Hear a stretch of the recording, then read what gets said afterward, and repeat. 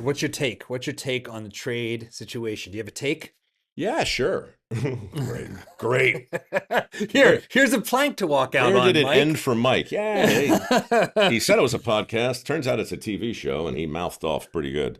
My take is I don't know of any economists uh, who think it's a good idea, but um, I know lots of people who aren't economists who believe that from time to time the economy is not the most important thing to the country. It's always important, and it's rarely out of the top two. But I think there are times, certainly in history, when you can look back and say, okay, well, that's something we did in spite of the economy, not because of it.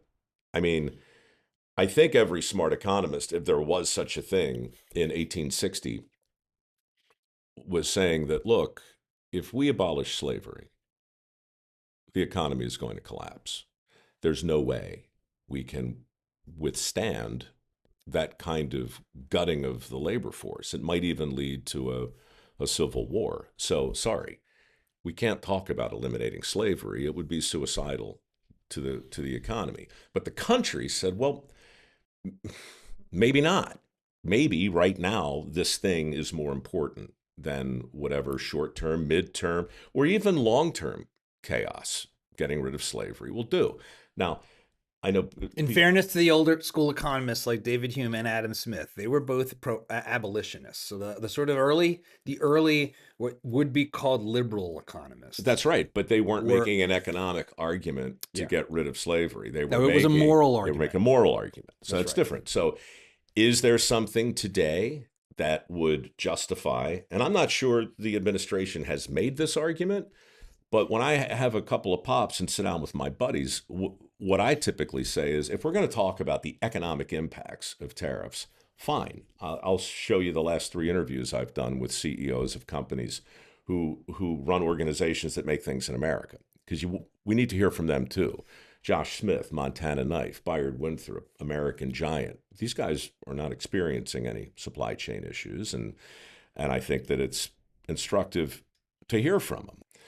But if you're not going to have, if you're not willing to have a conversation outside of the economic impacts of tariffs, then whatever, you're just stuck in that box. But what if our identity as a country, our willingness to make things, our ability to make things, um, what if our reliance on countries who don't love us needs to be reckoned with, right? I talked to Jan Jekelnik. You know him over at Epoch Times. I think I've read some of his pieces. He's it's an amazing story, and it's finally got some traction. But you know, there are a lot of hospitals in China that have been built right next to prisons, and last year, somewhere between 70,000 and 100,000 organs have been harvested from political prisoners. People routinely schedule liver transplants and heart transplants. You're not supposed to be able to schedule those things. You go on a list in this country and you wait for some calamity to occur. And so, right, you get in Yeah, line. there isn't a stock of human organs currently inside of a human, but soon to be not, if necessary. But there is over there. There is. And the Falun Gong and the political persecution of that particular sect, it's close to 70 million people. It's been going on for 20 years. It makes the Uyghur thing look kind of small. But the point is, if you're going to have a conversation about whether or not it makes sense to be reliant on a country who is running a $9 billion organ harvesting operation, then okay, but it's better to know, right? Like if you're going to argue for the for the institution of slavery, then you ought to visit a plantation and you ought to see the conditions and you ought to be familiar with the Middle Passage. And if you're gonna eat meat, as I do every day, you should visit a slaughterhouse. You should help in the butchering of a cow. It's better to know. right? And you can fill in that blank. If you believe in capital punishment, I think you should absolutely bear witness to an execution. And if you want to argue for or against, well, if you want to argue for abortion, why not? Why not understand? Why not look Yeah. at the thing? So, look, that's my hot take on it. Our head is in the sand, and it's comfortable down there. We don't have to look at these things all of the time, but it's better to know. I think that the like eat let's because I spent some time with this issue when it comes to like eating meat, animal products. The thing that is weird about that, and there's never been a vegan society. John Mackey, who's a friend of the show, dear personal friend, Whole Foods. co-founder of Whole Foods Sure. Market. He is vegan, and he will say there has never been a vegan society. So it's not natural to never eat any animal products. But most people can't tolerate seeing the process. They can't tolerate knowing that the way you get milk, the thing that was so striking to me when we made this film and screened it and stuff, is there's a moment in it where a calf is separated from the mother, the baby calf, and put into a cage that's going to go off to be either veal or hamburger meat. And it has been without fail that every audience, they are struck viscerally by this. And it doesn't occur to them that cows are mammals, and mammals produce milk in the aftermath of pregnancy. They don't produce milk all the time. So if you want to have large-scale milk production, you need to have cows constantly bearing children. Mm-hmm. And then you have to do something with them. Technically, calves. Yeah, small cows. Yes, I guess children can be used in a general That would be sense, something, right? That would be something. Human children. A It's like, human God. child out of a cow. Now we've They're got working a on topic. that in Silicon Valley, I'm sure. Some kind of nightmarish chimera with a chip in its head. But But so what? It's uncomfortable. So what? Eat your peas. Look at it. Look at it, or don't eat it. Now, I know that sounds a little glib, and I realize it's sensitive, but I took it back to my guy who talked about mining and farming. yeah, I spent a lot of time with a lot of farmers, and their biggest frustration, aside from just being generally unappreciated, I think, is the genuine mystery held by most people as to where their food comes from. it comes from the grocery store. It comes from the meat tree. Yeah. It comes from wherever it is. We just don't know. It comes from something that produces a wrapped thing. I did a story of a guy called Earl, the mobile butcher in Western Michigan. This is rough, but I'm just going to tell you because it's better to know. All right, and the fact that I got this on the air is one of a dozen miracles from those days. But I rode with Earl one day because I wanted people to see where their meat came from, and Earl took me to a small, I can't even call it a farm. They had a couple cows, but the family raised the cows for their own meat. Mm-hmm.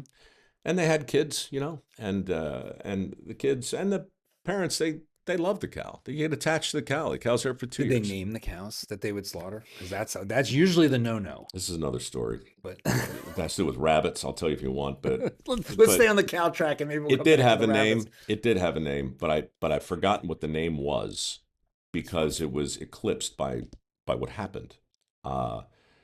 Spoiler alert: I shoot the cow on TV, and then we butcher it, and we learn at the end of the segment exactly the difference between a sirloin and a T-bone and a rump roast and a top, and all of it. It's very instructive. It's very honest, and it's very real.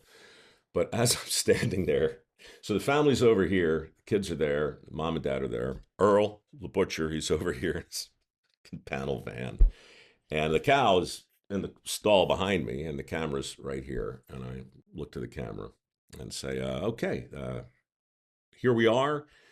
The cow is going to be humanely dispatched, and then we're going to walk." And as I'm describing what's going to happen, the cow walks up to me and puts its head on my shoulder and starts to lick my neck. Son of a What is this, a living creature that loves its young and will actually traverse miles to be reunited with its young, which is the thing that's happened?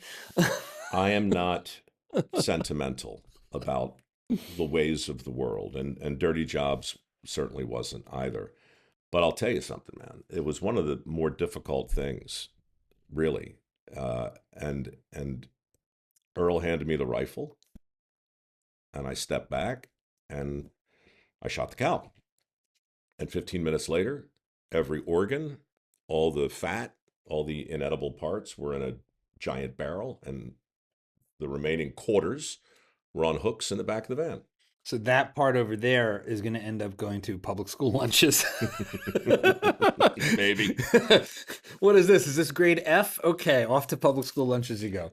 But how are we to think about all this? You know, I mean, my bosses were livid. A lot of viewers were upset. How many PETA?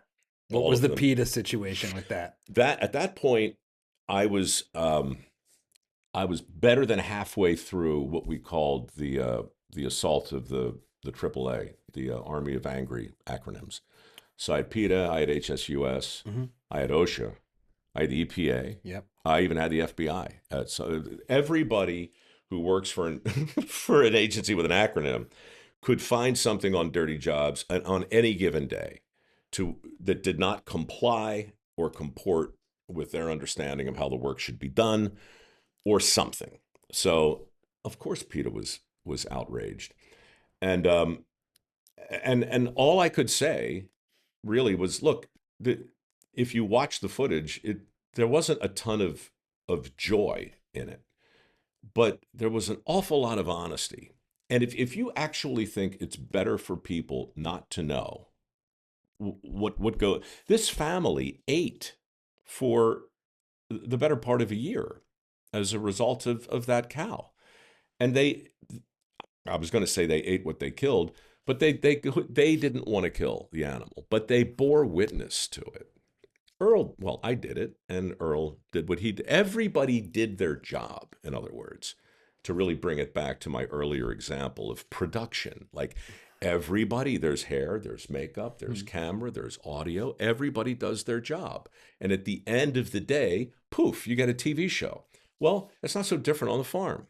Everybody does their job. And at the end of the day, you eat or you don't.